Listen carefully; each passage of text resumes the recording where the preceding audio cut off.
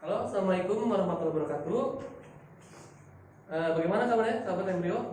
Mudah-mudahan kalian sehat selalu ya. Oke, kali ini masih bersama saya Fajri akan membahas sosiologi, tetap di sosiologi. Nah, kali ini yang kita bahas adalah soal-soal TO. Nah, yang pertama nih kita akan membahas soal TO 5 ya, sosiologi. Oke. Ini jumlahnya 20 soal ya, jadi per TO itu jumlahnya 20 soal. Oke, kita langsung aja ke pembahasan soal nomor 1. Oke. Coba dilihat dulu soalnya ya. Nomor 1 ini adalah sebuah apa ya? Sikap membeda-bedakan perlakuan ya atas dasar umur ya. Jadi biasanya dalam sikap seperti ini anak-anak yang umurnya misalkan di bawah orang dewasa itu biasanya kurang didengar suaranya. Nah, sikap seperti ini menandakan sebuah paham yang bernama ageism ya, ageism. Jadi pembeda-bedaan menurut umur ya. Jadi untuk nomor 1 jawabannya adalah yang A. Jadi apa? Ageism itu adalah sebuah diskriminasi terhadap seseorang ya berdasarkan tingkatan usia.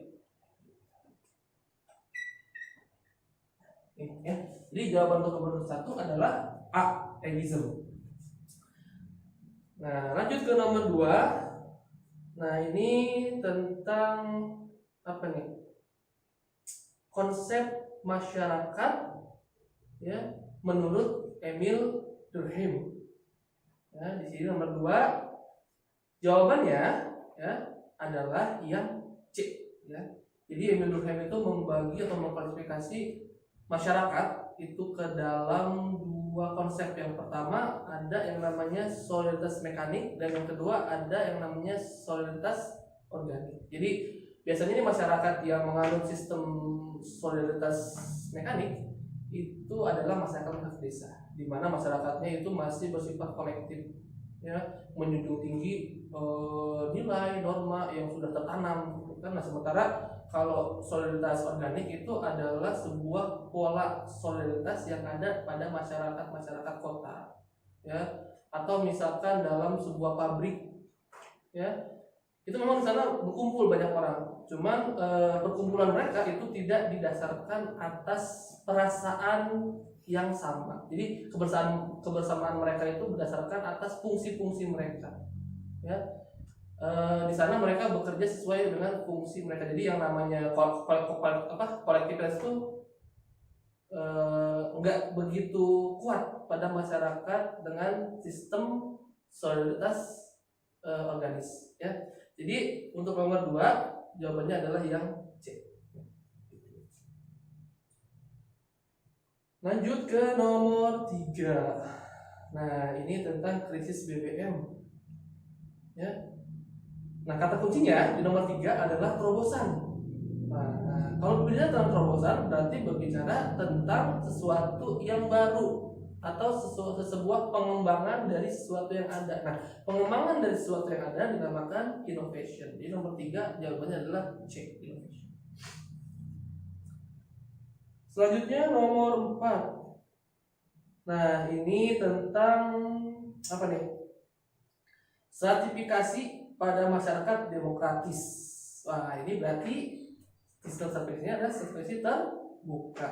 Nah, biasanya nih yang masyarakat yang menganut sistem sertifikasi terbuka itu biasanya bersifat temporer. Jadi artinya seseorang itu tidak selamanya menduduki status tertentu ya. Bisa saja dia sewaktu-waktu turun kasta atau turun kelas ya, atau bisa juga dia naik kelas ya gitu. Jadi nomor 4 ya, yang tepat itu adalah B, ya. Bentuk sekresi yang terbuka. Lanjut ke nomor 5. Ya. Nah, ini nomor 5 ini adalah sebuah fenomena sosial yang ada di India. Ya. Jadi di mana di India itu karena memang sistem kastanya sistem lapisan sosialnya kaku, ya, berbentuk kasta, jadinya setiap orang itu tidak bisa melakukan mobilitas sosial ke atas maupun ke bawah, gitu kan. Cuman, ya, dalam hal gaya hidup ini sangat memungkinkan sekali orang-orang bisa meniru gaya hidup masyarakat atau kelompok masyarakat di kelas di atasnya. Nah, proses seperti ini, ya, proses meniru gaya hidup kelompok sosial di atasnya, ya, namanya sanskritisasi, ya, gitu. Jadi nomor 5 itu jawabannya yang E. Lanjut ke nomor 6. Nah, ini tentang apa nih? Modernisasi di bidang politik, yaitu terciptanya proses demokratisasi. Nah, ini nomor 6 itu apa ya? Kata kuncinya itu ada bidang politik dan ideologi, ya, gitu. Nah, untuk nomor 6, karena kita mengambil kata kunci politik dan ideologi, ya, jadi modernisasi di bidang politik dan ideologi berarti ini salah satu sifat manusia modern, yaitu menghormati hak dan martabat orang lain. Nah, itu jawabannya yang A, ya. Lanjut ke nomor 7. Ini tentang teori-teori penyimpangan sosial, ya.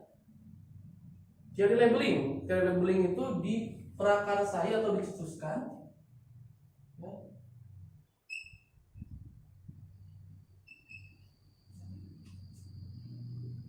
oleh Edwin Lebert. Kata Edwin Lebert, bahwasannya seorang melakukan penyimpangan sosial itu dikarenakan adanya stigma yang menempel kepada dia. Nah, stigma adalah sebuah label, ya, biasanya bersifat negatif, ya, itu yang diberikan oleh seseorang atau oleh masyarakat kepada dirinya, sehingga akhirnya dia, seorang yang diberikan label itu, merasa terbebani dengan label itu, gitu kan. Dia merasa pemaknaan masyarakat kepada dia itu sangat membebani hidup dia, gitu. Akhirnya karena dia sudah kadung dicap sebagai orang yang negatif, ya, maka dia akan melakukan tindakan, ya, yang sesuai dengan cap dari masyarakat tersebut. Misalkan masyarakat mencap si A sebagai pencuri. Nah, padahal dia itu hanya misalkan mencuri 1 kali, misalkan mencuri anak ayam, ya. Cuman akhirnya masyarakat sudah kadung mencap dia sebagai pencuri, ya.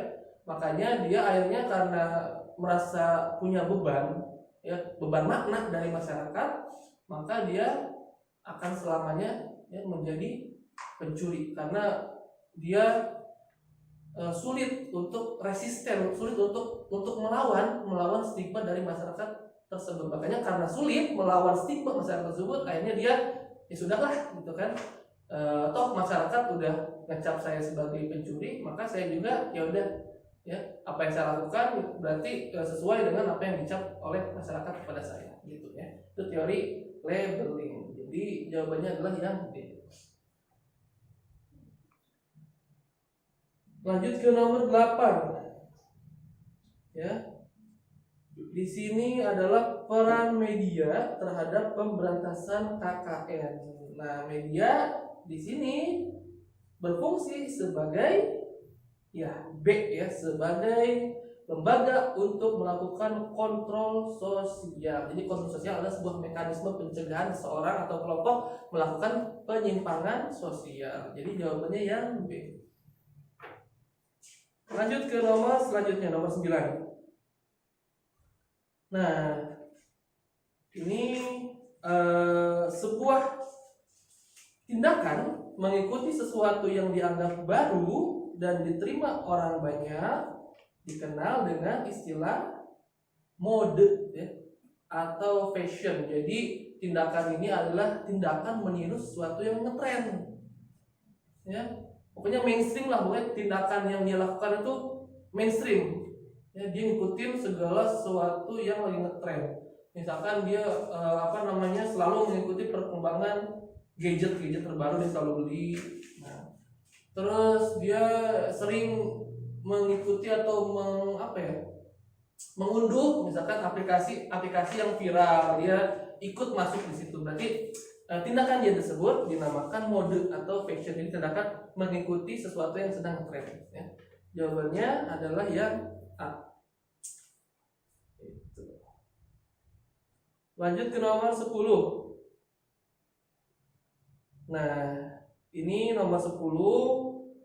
Ciri-ciri nilai sosial itu yang A itu benar, yang B juga benar, yang C ini harusnya nilai itu memiliki efek yang berbeda terhadap individu dan masyarakat ya. Karena kenapa? Setiap orang itu pasti punya standar nilai yang berbeda-beda. Bisa jadi misalkan sesuatu itu bagus bagi seseorang, tapi bisa jadi suatu yang dianggap baik oleh seorang yang satu itu dianggap buruk oleh seorang yang lainnya. Jadi emang penilaian terhadap suatu hal itu setiap orang beda-beda. Jadi setiap orang atau kelompok masyarakat punya standar nilai sendiri. Jadi yang C itu ini yang kecuali ya. Jadi C bukan merupakan ciri-ciri nilai sosial ya. Jadi nomor 10 jawabannya yang C. Harusnya nilai sosial itu memiliki efek yang berbeda terhadap individu dan masyarakat, karena standar nilai seseorang atau masyarakat itu berbeda-beda. Tidak ada patokan yang pasti tentang nilainya. Selanjutnya nomor 11. Ini lembaga sosial ya, yang muncul akibat atau lembaga sosial yang muncul karena ya untuk memenuhi tujuan-tujuan atau cara dari masyarakat yang bersangkutan, itu namanya enacted institution.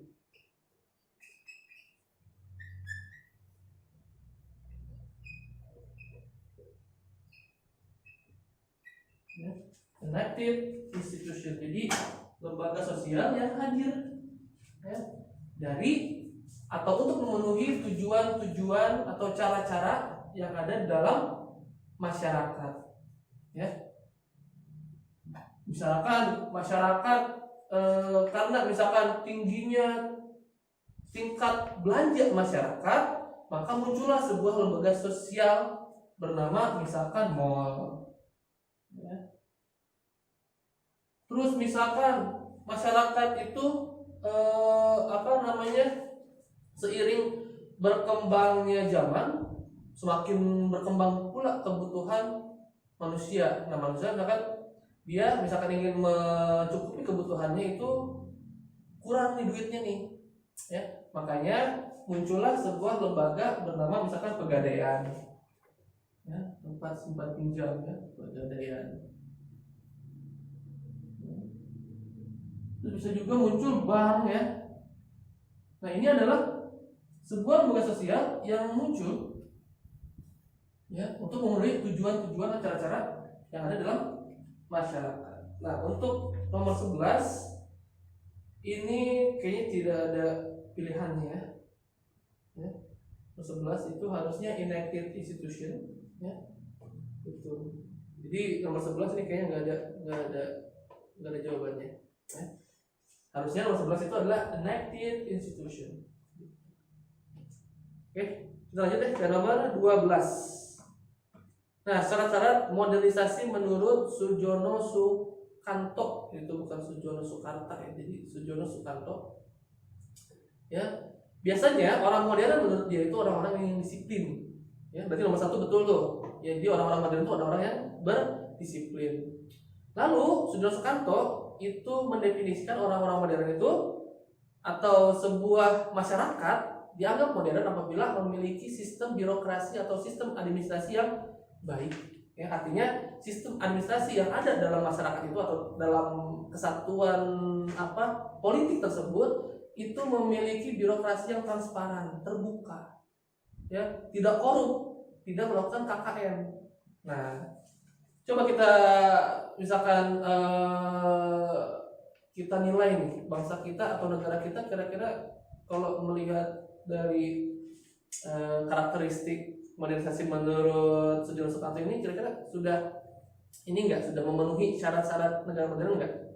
Ya, kayaknya kurang ya, karena negara kita itu masih banyak yang melakukan KKN, korupsi segala macam. Jadi kayaknya belum sepenuhnya negara kita itu bisa dikatakan negara modern, karena syarat dari negara modern itu negara yang terbebas dari KKN, ya, atau memiliki sistem administrasi yang baik dan transparan. Jadi nomor 12 itu 1 dan 3. Nomor ke-13. Nah, ini akibat dari perbedaan gender atau ketidakadilan gender antara laki-laki dan perempuan. Berarti ini didasarkan atas fisik gender, ya. Maka yang akan timbul adalah kekerasan, ya. Nomor 4. Jadi nomor 13 itu yang benar nomor 4. Jadi jawabannya adalah yang B. Oh ya, nomor 12 tadi belum ini ya. Jadi nomor 12 itu choice-nya 1 dan 3, berarti 1 dan 3 adalah yang B, ya. Yang B. Lanjut ke nomor 14. Nah, ini dampak negatif perubahan sosial di bidang ekonomi, politik, dan budaya adalah menguatnya sikap individualisme, kurangnya kepercayaan pada pihak lain, dan pudarnya solidaritas, ya. 1, 2, dan 3. Kalau nomor 4 ini dampak positif, ya. Dampaknya nomor 14, 1, 2, 3 yaitu A. Nomor 14 jawabannya adalah A. Lanjut ke nomor 15. Nah, ini disintegrasi dalam kelompok sebagai kesatuan hingga menyebabkan terjadinya mobilitas vertikal ke bawah tampak pada peristiwa. Ya, jawaban yang benar adalah yang 4 atau D, ya. Jatuhnya kekuatan suatu rezim akibat kudeta mengakibatkan kroni-kroninya turut tersingkir, ya. Misalkan dulu ya, zamannya Soeharto itu kan tahun 98 ada revolusi fisik, ya. Ada sebuah penggulingan kekuasaan, penggulingan rezim yang dilakukan oleh mahasiswa, gitu kan. Jadi di sini penggulingannya bukan secara langsung ya, tapi dengan adanya mahasiswa turun ke jalan, ini membuat akhirnya ada pressure kepada pemerintah. Sehingga akhirnya karena pemerintah tidak kuat lagi menahan pressure dari masyarakat, maka akhirnya pemerintah memutuskan untuk mengundurkan diri dari jabatannya, ya. Nah, ketika Soeharto itu turun dari jabatannya, nah, kroni-kroninya ini atau misalkan orang-orang yang mendukung dia juga sama-sama turun, ya, dari jabatannya, gitu kan. Terus juga mereka terpecah. Contoh yang satu institusi yang ikut pecah, ya, pasca reformasi adalah ABRI, Angkatan Bersenjata Republik Indonesia. ABRI kan gabungan dari TNI dan Polri. Nah, pasca reformasi, ABRI yang tadinya bersatu nih antara TNI dan Polri dalam sebuah kesatuan bernama ABRI, akhirnya ikut pecah karena tuntutan reformasi salah satunya adalah penghapusan dui fungsi ABRI. Makanya ABRI yang tadinya terintegrasi gitu kan pecah, ya, menjadi TNI dan Polri saja. Jadi dua kesatuan yang berbeda gitu ya. Jadi untuk nomor 15 jawabannya yang 4D. Gitu. Nomor 16. Homo homini lupus, artinya manusia makan manusia ya. Ini dicetuskan oleh Thomas Hobbes tahun 1945. Tahun 1945 masih. Jadi hal atau realitas sosial yang membuat akhirnya dia mengemukakan sebuah teori ini ya, Homo homini lupus ini karena manusia itu memperlakukan manusia lain itu tidak seperti dia sebagai manusia gitu loh. Banyak kekerasan, banyak penindasan ya dan lain sebagainya. Jadi yang dilakukan oleh manusia itu, karena manusia itu sebenarnya kan makhluk yang berakal ya, jadi lebih kecil daripada yang dilakukan oleh hewan gitu kan. Jadi Homo homini lupus ya itu adalah sebuah kondisi di mana manusia itu tidak bisa menjadi manusia. Ya. Tindakan yang dilakukan oleh manusia itu melebihi tindakan yang dilakukan oleh hewan. Yang notabene hewan itu tidak punya akal seperti manusia. Seharusnya tindakan yang dilakukan oleh manusia itu lebih tinggi, lebih beradab daripada yang dilakukan oleh hewan. Tapi realitanya nggak seperti itu. Banyak manusia yang memperlakukan manusia lain tidak seperti manusia. Itu misalkan terjadi pembantaian, genosida, ya dan lain sebagainya. Jadi nomor 16 adalah jawabannya yang di Thomas Hobbes. Nomor 17. Ini tahapan perkembangan masyarakat menurut Karl Marx ya. Jawabannya yang E. Ya, saya hapus dulu.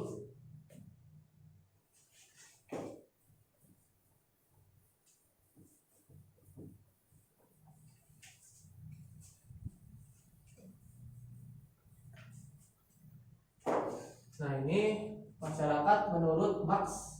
Pertama itu masyarakat primitif. Lalu masyarakat feodal. Kapitalis. Dan juga sosialis.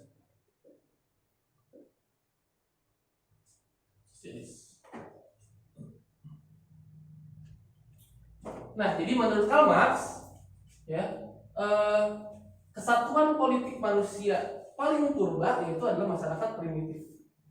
Dalam masyarakat primitif, biasanya nih kolektif. Ya. Kedua, tidak ada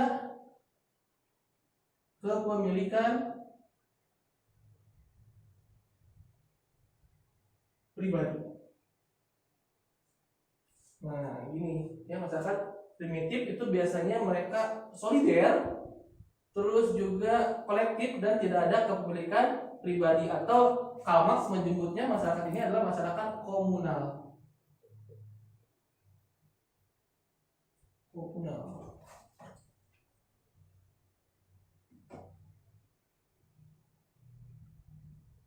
Masyarakat komunal.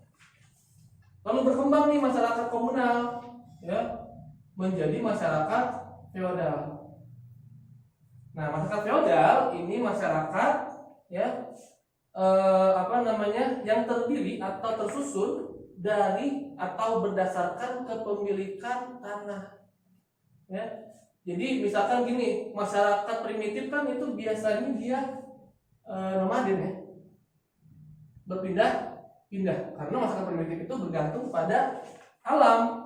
Gitu kan, makanya misalkan dia sudah menempati satu daerah dan memang ketersediaan sumber daya alamnya sudah tidak memungkinkan lagi, mereka akan melakukan perpindahan wilayah.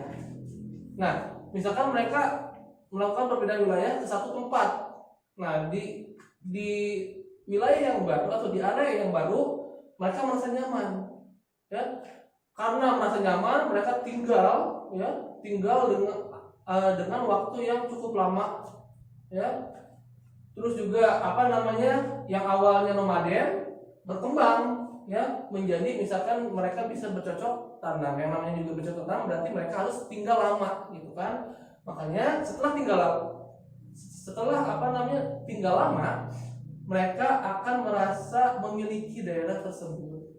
Ya, maka di situ mereka akan membentuk sebuah sistem politik baru, ya. Sistem politik baru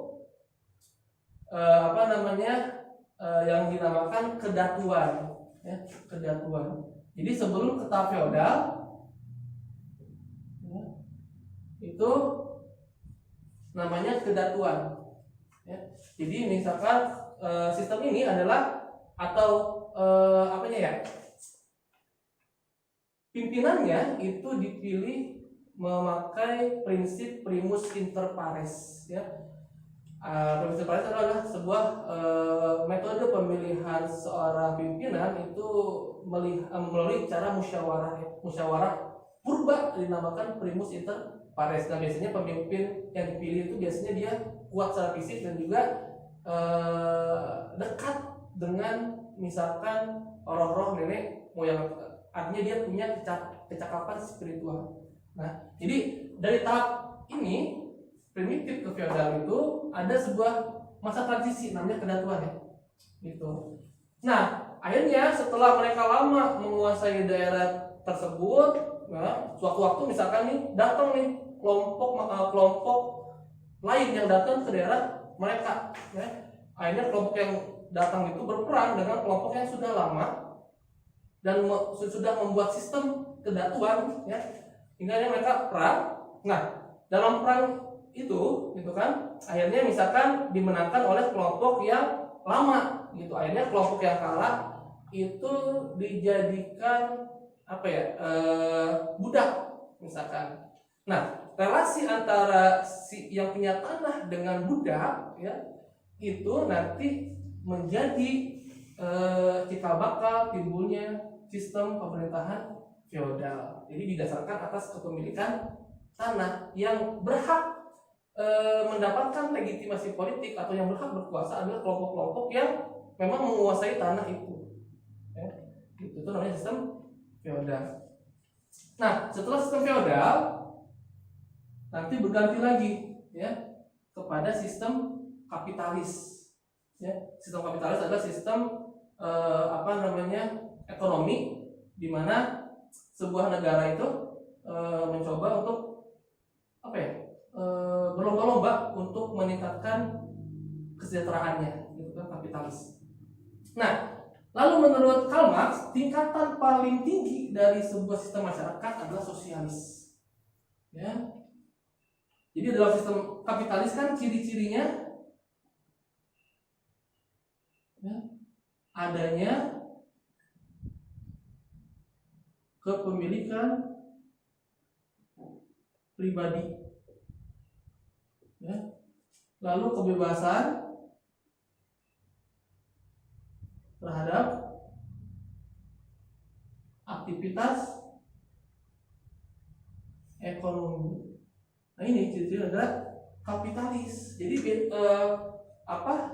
tak ayal di sebuah masyarakat kapitalis itu yang kaya makin kaya, yang miskin makin miskin. Jadi jurang antara si kaya dan si miskin itu emang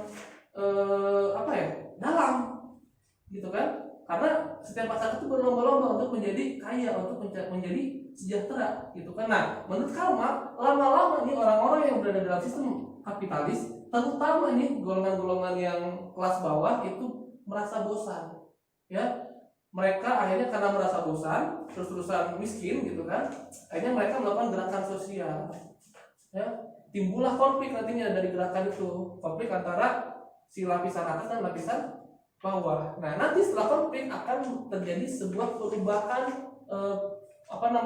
sistem politik dalam sebuah masyarakat, yang mana nanti dimenangkan oleh kaum bawah, atau dalam menurut Karl Marx itu namanya kelompok proletar. Ya, nanti ketika kelompok itu menang, kelompok bawah menang, nanti akan tercipta sebuah sistem pemerintahan atau sistem masyarakat bernama masyarakat sosialis.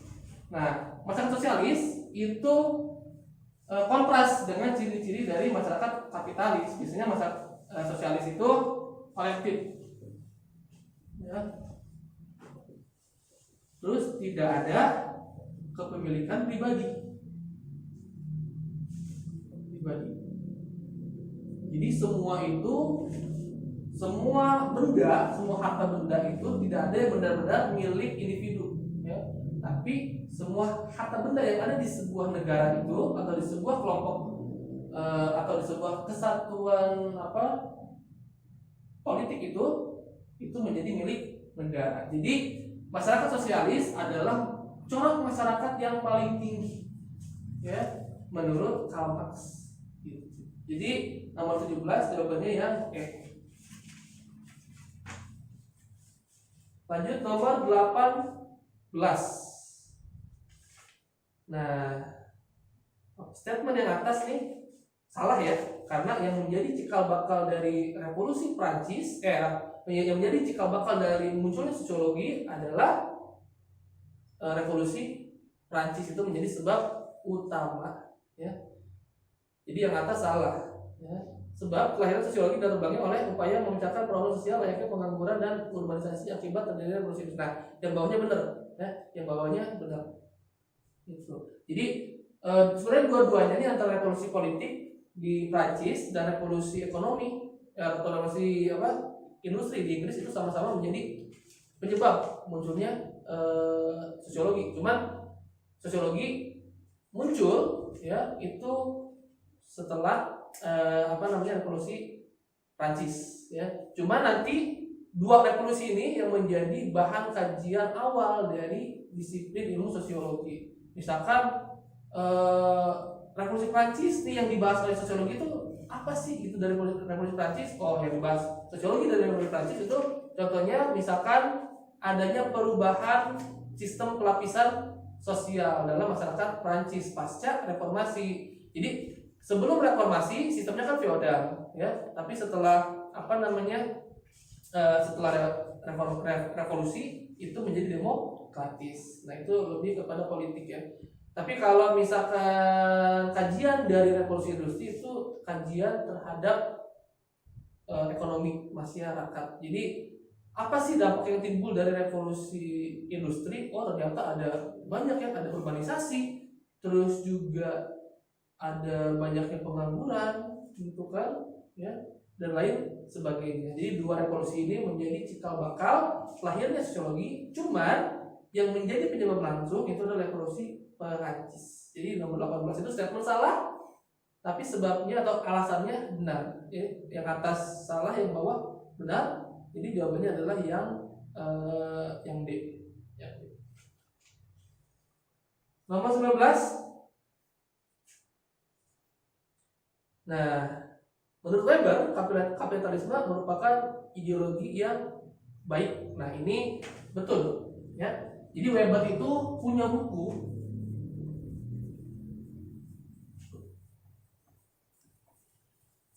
Weber yang bernama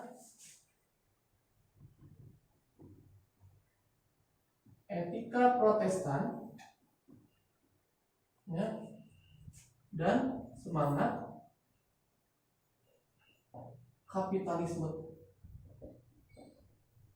Wow, cukup berat sih, ya. Jadi ini buku terbit atau dia ciptakan setelah adanya reformasi gereja, ya, setelah adanya sebuah paham baru dalam ajaran Katolik, ya, bernama Protestan, ya, yang digaungkan oleh Martin Luther, ya, dan juga Calvin, ya. Nah, dalam bukunya Etika Protestan dan Semangat Kapitalisme, Weber menjelaskan bahwa ternyata, ya, setelah adanya revolusi atau setelah adanya reformasi gereja, masyarakat di Eropa khususnya itu memiliki semangat kapitalis atau semangat untuk menjadi sejahtera, semangat mengumpulkan kekayaan. Nah, Weber akhirnya melihat nih, apa sih yang menyebabkan terjadinya semangat kapitalisme ini? Oh, ternyata setelah diteliti, yang menjadi penyebab dari semangat kapitalisme orang-orang Eropa pasca reformasi gereja adalah adanya etika Protestan, ya, adanya dogma agama. Dogma yang seperti apa? Jadi dalam sebuah dogma Protestan, ya, berbunyi seperti ini kurang lebih. Apabila seseorang itu sejahtera di dunia, maka dia otomatis akan sejahtera juga di akhirat. Nah, barang siapa manusia tidak sejahtera di dunia, maka dia juga nggak akan sejahtera di akhirat. Nah, dogma seperti inilah yang akhirnya membuat orang berlomba-lomba untuk apa ya? Untuk mensejahterakan dirinya dan juga keluarganya. Gitu. Ya, akhirnya Weber, ya, karena dia juga tokoh yang cukup religius, ya, menganggap bahwa kapitalisme karena kapitalisme adalah sebagian dari dogma, ya, maka sistem ini dikatakan baik oleh Weber. Ya, gitu. Jadi nomor 19, ya, yang atas itu betul. Ya. Bawahnya nih alasannya karena kapitalisme mendorong masyarakat untuk berpikir secara rasional, betul, dan saling berkaitan. Jadi untuk nomor 19 jawabannya yang A. Lanjut ke nomor 20. Nah, 20 nih tentang konflik, ya. Konflik. Jadi paradigma konflik menjadikan individu sebagai objek kajian. Betul. Ya, karena konflik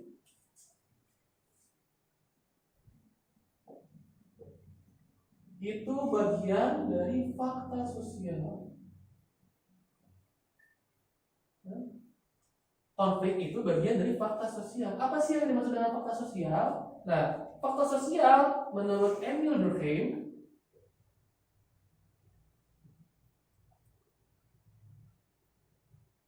adalah segala sesuatu yang mengikat individu atau masyarakat.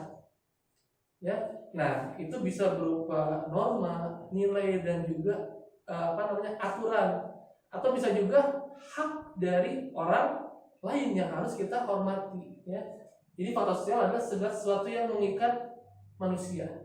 Ya, itu dinamakan fakta sosial. Nah, dalam fakta sosial itu terdapat konflik. Ya, terdapat konflik. Gitu. Yang atas berarti benar. Nah, yang bawah nih teori yang digunakan dalam paradigma terkait bersifat makro. Teori yang digunakan dalam paradigma terkait bersifat makro. Nah, ini mungkin yang dimaksud soal ini adalah teori konflik kali ya. Jadi ada 3 teori yang menjadi, atau 3 teori besar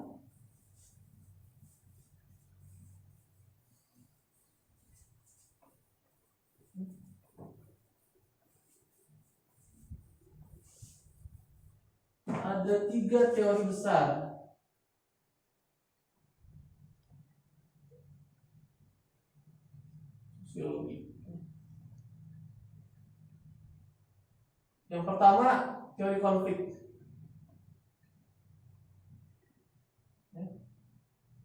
Yang kedua adalah teori interaksionisme simbolik.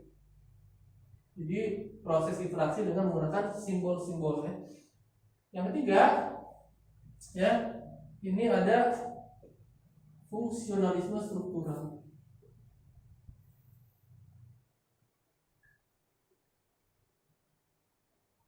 Nah, ini teori-teori atau teori besar dalam sosiologi, ya, yang sering dibahas.